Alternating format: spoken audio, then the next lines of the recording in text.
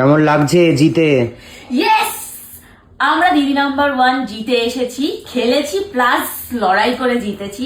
যারা যারা এপিসোড দেখেছো তারা তারা তো আমাদের লড়াইটা দেখেইছো, কিভাবে মানে হাড্ডাহাড্ডি লড়াই করেছি। যারা যারা দেখোনি ঝটপট ঝটপট চলে যাও, কি দিদি নাম্বার 1 এর এপিসোডটা দেখে নাও। তো আমরা হয়ে গেছি উইনার।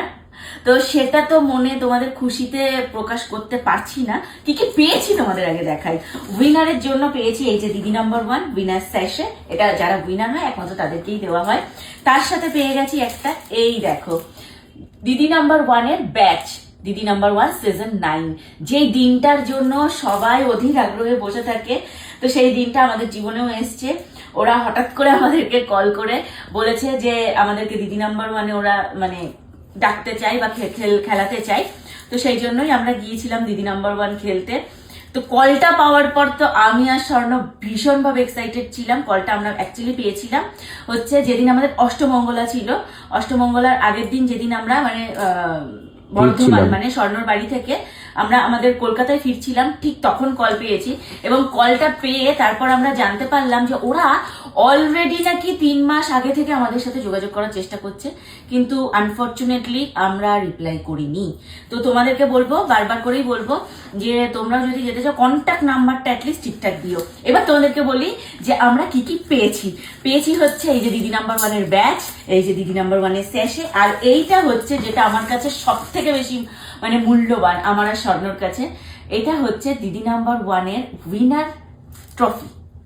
উইনার ট্রফি মানে এই উইনার ট্রফিটার জন্য মানুষ মনে হয় কত আরাধনা মানে কত কাঠ খড় পোড়ায়।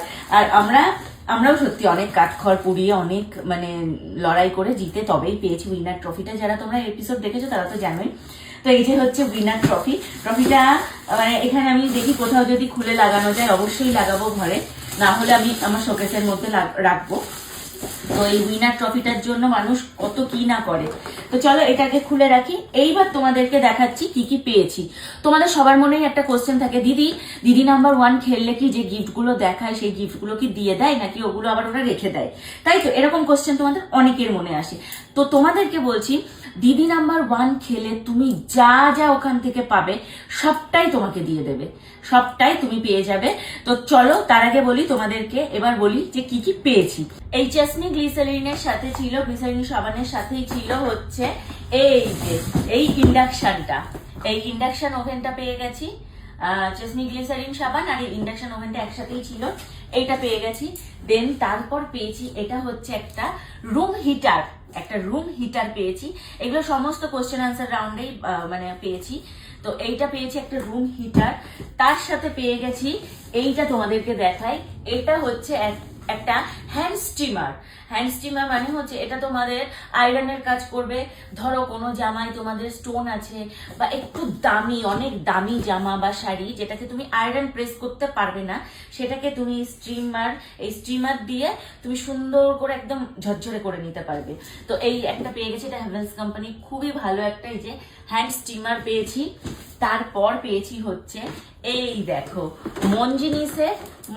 মনজিনিসের হচ্ছে এরকম একটা ব্যাগ পেয়েছি। ব্যাগ মানে এর মধ্যে অনেক কিছু রয়েছে, একটা গিফট হ্যাম্পার পেয়েছি। তারপর পেয়েছি মুখরোচকের তরফ থেকে এই যেরকম একটা গিফট হ্যাম্পার।